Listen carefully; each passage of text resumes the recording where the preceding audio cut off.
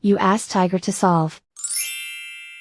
This deals with linear equations with one unknown. The final result is x equals 15/7. Let's solve it step by step.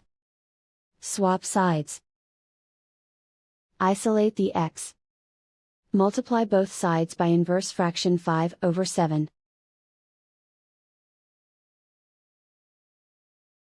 Group like terms. Multiply the coefficients. Simplify the fraction. Multiply the fractions. Simplify the arithmetic. And so the final result is x equals 15/7.